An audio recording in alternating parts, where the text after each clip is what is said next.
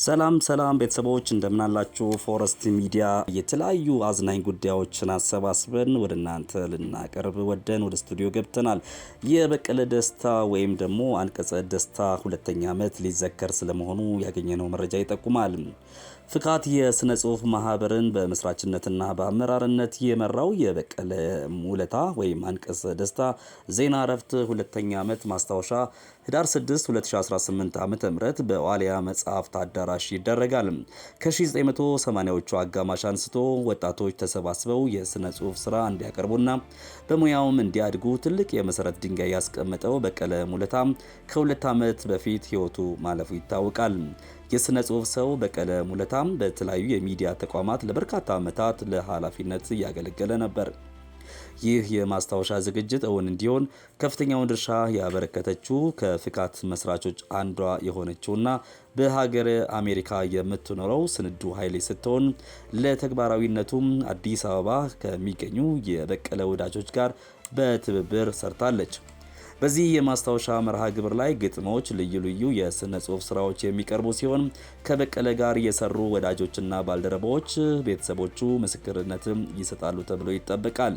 በተለያዩ የልብ ወለድና የጥበብ ስራዎቹ የሚታወቀው የበቀለ ሙለታ ወይም አንቀጸ ደስታ የረጅም ጊዜ ወዳጆችና አጋሮች የሆኑት ደራሲ አለማየሁ ገላጋይና ሌሎችም የፍካት አባላት በዕለቱ የምስክርነት ቃላቸውን ይሰጣሉ ተብሎ እንደሚጠበቅ ነው ያገኘነው መረጃ የሚጠቁመው።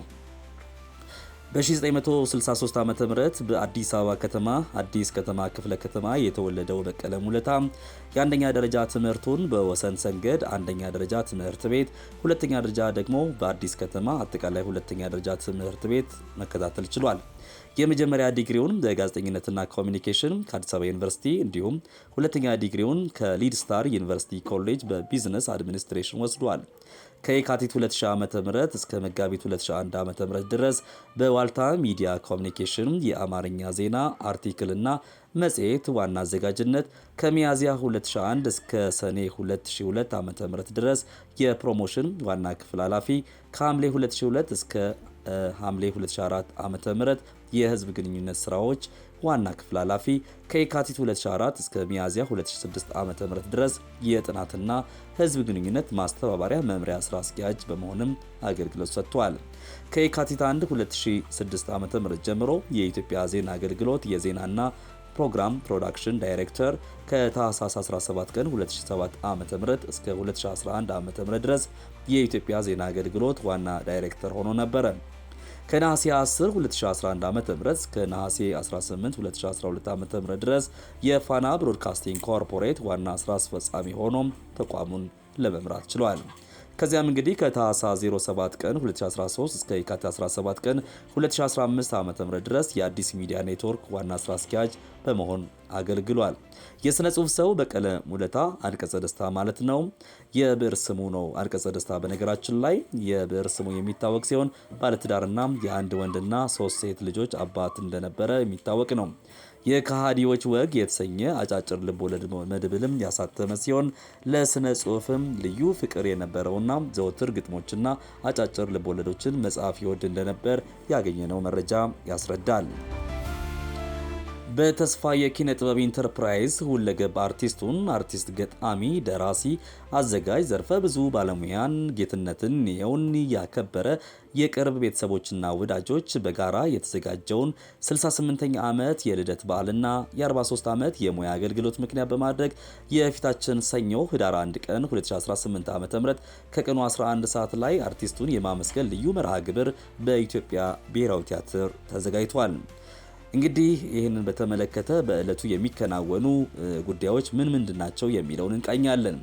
ከቀኑ 11 ሰዓት ጀምሮ በርካታ የኪነ ጥበብ ሰዎች በተገኙበት በፌዴራል ፖሊስ ማርሽ ባንድ በመታጀብ ለዕለቱ የክብር እንግዶች እና ታላቅ የጥበብ ሰዎች ጌትነት እንየው ልዩ የአቀባበል ስነ ስርዓት ይካሄዳል።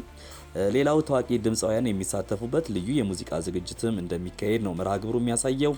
በአርቲስቱ ስም የተዘጋጀ ተውኔትም ይቀርባል። አርቲስት ጌትነት እንየው በድርሰት፣ በዝግጅት፣ በትወና የተሳተፈባቸው ስራዎች በፎቶግራፍ መልክም ይቀርባሉ። የተለያዩ የሙያ አጋሮቹ በአገር ውስጥም በውጭም ያሉ ባለሙያዎች መልእክታቸውን ያስተላልፋሉ። የተለያዩ ሰርፕራይዝ ፕሮግራሞችም እንደሚኖሩት ያገኘነው መርሃ ግብር ያስረዳል። የዚህ ፕሮግራም ዋና አዘጋጅ ተስፋዬ ኪነጥበብ ኢንተርፕራይዝ ተፈራ ወርቁ የአርቲስቱ የቅርብ ወዳጆችና ቤተሰቦች በጋራ በመሆን ነው። አርቲስት፣ ገጣሚ፣ ደራሲ፣ አዘጋጅ ዘርፈ ብዙ ባለሙያ ጌትነት እንየውን ያከበረ የቅርብ ቤተሰቦችና ወዳጆች በጋራ የተዘጋጀውን 68ኛ ዓመት የልደት በዓልና የ43 ዓመት የሙያ አገልግሎት ምክንያት በማድረግ የፊታችን ሰኞ ህዳር 1 ቀን 2018 ዓ.ም ከቀኑ 11 ሰዓት ላይ አርቲስቱን የማመስገን ልዩ መርሃ ግብር በኢትዮጵያ ብሔራዊ ቲያትር ተዘጋጅቷል። እንግዲህ የተለያዩ ፕሮግራሞችን እንደምናየው ከሆነ በጣም ደሳስ የሚሉ ሀሳቦች ተነስተዋል። ጌትነት እንየው በነገራችን ላይ በኢትዮጵያ ሬዲዮ ከመጽሐፍት ዓለም ላይ ከተተረኩት መጽሐፎች መካከል አንደኛው ቆንጆቹ የተሰኘው መጽሐፍ እንደሆነ ይታወቃል።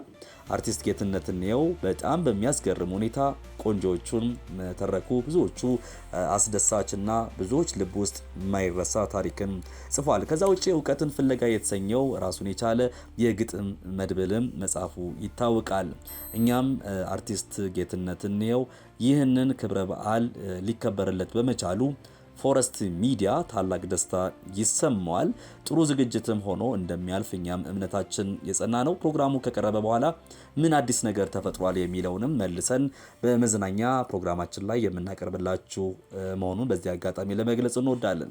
ፎረስት ሚዲያ ከዚያም የተሰኘው ፕሮግራማችን አሁንም ይቀጥላል። መረጃዎችንም እያካፈልናችሁ ስለሆነ እኛም ደስ ብሎን ወደ እናንተ እየቀረብን እንገኛለን። ቪዲዮዎቻችን ላይክ፣ ሼር አድርጉ። እንዲሁም ደግሞ በምናቀርበው መረጃ ላይ ኮሜንት ካላችሁ በኮሜንት ሴክሽናችን ላይ ጻፍ አድርጉልን። ደውሏን ተጭናችሁ ደግሞ ሰብስክራይብ እያደረጋችሁ የምናቀርበውን መረጃ ዕለተ ቅዳሜ ላይ የሚቀርቡትን አዳዲስና የመዝናኛ ጉዳዮችን የሚደርሷችሁ ይሆናል። ወደ ሌላው መረጃ እናልፋለን። ሌላው መረጃችን በሀያሲ ደራሲና ጸሐፌ ተውኔት ጋሻ አያልነህ ሙላቱ ስም በዳንግላ ከተማ ትምህርት ቤት መሰየሙን ያገኘነው መረጃ ይጠቁማል። በዳንግላ ከተማ አስተዳደር ከሚገኙት ሁለት በመናገሻ ጀንበሬ ስም ከሚጠሩ ትምህርት ቤቶች መካከል መንገሻ አጠቃላይ አንደኛ ደረጃ ትምህርት ቤት በጋሻ አያልነህ ሙላቱ ስም ተሰይሟል። ጋሻ አያልነህ ለሀገርና ለትምህርት ቤቱ ያደረገውን መልካም አበርክቶ በመረዳት የትምህርት ቤቱ አጠቃላይ ማህበረሰብ፣ መምህራን፣ ተማሪዎችና ወላጆች ሙሉ ይሁንታ መንገሻ ጀንበሬ አንደኛና መካከለኛ ደረጃ ትምህርት ቤት ተብሎ ይጠራ የነበረው አያልነህ ሙላቱ አንደኛና መካከለኛ ደረጃ ትምህርት ቤት ተብሎ ከጥቅምት 25 2018 ዓ.ም ጀምሮ እንዲጠራ ተወስኗል።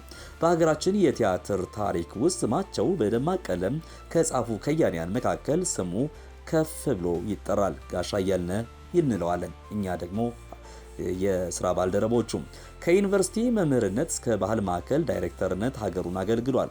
በተለያዩ የትርጉምና አዳዲስ ወጥ የፈጠራ የሥነ ጽሑፍ ትሩፋቶችንም አበርክተዋል። በህዝብ ለህዝብ ባህል የኪነ ጥበብ ዝግጅትም ወቅት የአንበሳውን ድርሻ ከተወጡት መካከል አንዱና ዋነኛው ናቸው። ሀያሲ፣ ደራሲ፣ ጸሐፌ ተውኔት፣ ገጣሚ፣ ባለቅኔም ናቸው። ብዙ ወዳጆች፣ አድናቂዎችና ከሳቸው የተማሩት ሁሉ ዛሬም ድረስ ቀደም ሲል እንዳልኳችሁ ጋሼ ወይም ደግሞ ጋሻ አያልነህ እያሉ በክብር ይጠሯቸዋል። ብዕረኛው ጋሻ አያልነህ ሙላቱ አበጀም። በመሆኑም እኚህ አገር ያኮሩ ጀግና የጥበብ ሰው ታሪካቸው በትውልድ ዘንድ ሲታወስ እንዲኖር ትምህርት ቤቱ በስማቸው ተሰይሟል። እኛም እንደ ፎረስት ሚዲያ አጃኢብ ነው፣ እውነት ለመናገር በጣም ደስ የሚያሰኝ ነው። እንዲህ አይነት የኪነ ጥበብ ሰዎችን ስማቸው ከመቃብር በላይ እንዲውል በህይወት እያሉ እንዲህ አይነት ስም መጠራቱ መሰየሙ ተገቢ ነው ብለን እናምናለን። እንደ ፎረስት ሚዲያ ይበል ያሰኛል። ይህ የጋሻ አያልነህ የተጀመረው ጅማሮ በሌሎችም እንዲቀጥል መልካም ምኞታችን ለመግለጽ እንወዳለን። የመጨረሻው መረጃችን ላይ ደርሰናል። ክቡራትና ክቡራን አድማጭ ተመልካቾቻችን የአዲስ አበባ ዩኒቨርሲቲ ባህል ማዕከልና ዲኤስቲቪ በመተባበር ያዘጋጁት የጥበብ ምሽት መካሄዱን ያገኘነው መረጃ ይጠቁማል። የአንድ ግጥም አንድ ወግ ኪነጥበባዊ ዝግጅት በድምቀት የተከናወነ ሲሆን በዲኤስቲቪ አቦል ቴሌቪዥን የሚተላለፉ ተወዳጅ ፕሮግራሞችን እያቀረቡ ያሉት ተዋናዮችና ፕሮዲውሰሮች የዝግጅቱ ልዩ እንግዶች በመሆን ልምዳቸውን አካፍለዋል። የአዲስ አበባ ዩኒቨርሲቲ ባህል ማዕከል ኃላፊ ረዳት ፕሮፌሰር ተስፋዬ እሸቱ በሀገራችን የኪነ ጥበብና በተለይም በቴሌቪዥን ተከታታይ ፊልም ስራዎች ጉልህ አበርክቶ እያከናወነ ካለው ዲኤስቲቪ አቦል ቴሌቪዥን ጋር በትብብር የጥበብ መድረክ መዘጋጀቱንም ወደፊትም ይቀጥላል ብለዋል። ከሌሎች ተባባሪ አካላት ጋርም በትብብር ለመስራት ባህል ማዕከላችን ክፍት ነው ሲሉ በመክፈቻ ዝግጅት ወቅት ተናግረዋል። የዲኤስቲቪ ኢትዮጵያ ማርኬቲንግ ኃላፊ ወይዘሮ ትህትና ተስፋዬ በበኩላቸው እኔና ዲኤስቲቪ በሚል መሪ ቃል የተጀመረው የብራንድ ትውውቅ ከአዲስ አበባ ዩኒቨርሲቲ ባህል ማዕከል ጋር መዘጋጀቱን ገልጸው አብዛኛው የኢትዮጵያ ቴሌቪዥን ተመልካች ከስፖርት እስከ ፊልም በዲኤስቲቪ የማይረሱ ትዝታዎችን በማይደገሙ አጋጣሚዎች ያሳለፈው ትዝታ ይኖረዋል ሲሉ ተናግረዋል። የማርኬቲንግ ኃላፊዋ ዲኤስቲቪ ከጊዜ ወደ ጊዜ የመዝናኛ አማራጮችን እያስፋፋ የተለያዩ አማራጭ ያላቸው 6 ፓኬጆችን ጎጆ፣ ቤተሰብ፣ ሜዳ ስፖርት፣ ሜዳ ፕላስ እና ፕሪሚየም በተሰኙ አማራጮች በተመጣጣኝ ዋጋ እያቀረበ ነው ብለዋል። በተለይም ዲኤስቲቪ ጎጆ የተሰኘው ፓኬጅ የበርካታ ደንበኞችና ኪስ የማይጎዳ ጥሩ ምርጫና በሀገርኛ ቋንቋ ተከታታይ ድራማዎች፣ የልጆች መዝናኛዎችና የተመረጡ የስፖርት ፕሮግራሞችን እያቀረበ ያለ አማራጭ ነው። አቦል ቲቪን ጨምሮ ኒክ ጁኒየር በአማርኛ በኦሮምኛም እንደዚሁ እየቀረበ እንደሆነ መረጃዎች ይጠቁማሉ። ወይዘሮ ትህትና ለኢትዮጵያውያን እግር ኳስ አፍቃሪዎች በልዩ ሁኔታ የቀረበውና ገና 1 ዓመት የሆነው ሜዳ ስፖርት ፓኬጅን በተመለከተ በአጽንኦት ያብራሩ ሲሆን በሱፐር ስፖርት ቻናሎች ላይ የሚተላለፉ ሁሉንም የእግር ኳስ ወይም የሊግ ጨዋታዎችን በዋናነት ደግሞ የሻምፒዮንስ ሊግ ጨዋታ ተመልካቾችን ታሳቢ በማድረግ የተዘጋጀ ፓኬጅ እንደሆነ ለማወቅ ተችሏል። በመድረኩ አቦል ቴሌቪዥን የፊልም ባለሙያዎች የፋይናንስ ላይ ሳይጨነቁ በፕሮዳክሽኑ ጥራት ላይ እንዲያተኩሩ በማድረግ እስከዚህ ዓመት ድረስ ከ125 በላይ የፕሮዳክሽን ኩባንያዎች ጋር መስራቱ ተገልጿል። ዲኤስቲቪ ለባለሙያዎች በሚደረገው ድጋፍና ሙያዊ ስልጠና የፕሮዳክሽን ጥራት ከሌሎች የዲኤስቲቪ ኤምኔት አቻ ቻናሎች ጋር ተወዳዳሪ ሆነው እንዲዘጋጁ የምስል ጥራት፣ የድምፅ ጥራትና የታሪክ ነገራ ጥራት መሻሻሎች እንዲመዘገቡ ያደረገው አስተዋጽኦም ተጠቅሷል። ለኢትዮጵያ ቴሌቪዥን ኢንዱስትሪም ዕለታዊ ተከታታይ ድራማን ጨምሮ ሚኒ ድራማዎችን ማስተዋወቁም በበጎ አስተዋጽኦ ተገልጿል። ክቡራትና ክቡራን የፎረስት ሚዲያ ተከታታዮች ከዚህም የተሰኘው ፕሮግራማችን ያገኘናቸውን መረጃዎች ያካፈልንበት የመዝናኛ ጉዳዮቻችን የሚያተኩሩት ይህንን ይመስላሉ። ስለ ተከታተላችሁን ከልብ አድርገን እናመሰግናለን። ከዚህም በተሰኘው መረጃዎቻችን ላይ ወደፊትም መዝናኛ ነክ ጉዳዮችን እየዳሰስን አጫጭር ልቦለድ ትረካ ወደ እናንተም የምናቀርብበት አጋጣሚ ይኖረናል። በመዝናኛ ጉዳዮቻችን ላይ እንደው ሊቀርብ ይችላል ወይም ደግሞ ቢቀርብ ብላችሁ የምታስቡ ሀሳብ ካላችሁ ኮሜንታችን ላይ ጽፉልን፣ በጣም ደስ ይለናል። ስለነበረን ቆይታ በድጋሚ አመስግኛችሁ በዚህ ወሰናበታችኋለሁ። በያላችሁበት ዕለተ ቅዳሜያችሁ ደስ የሚል እንዲሆንላችሁ እመኛለሁ።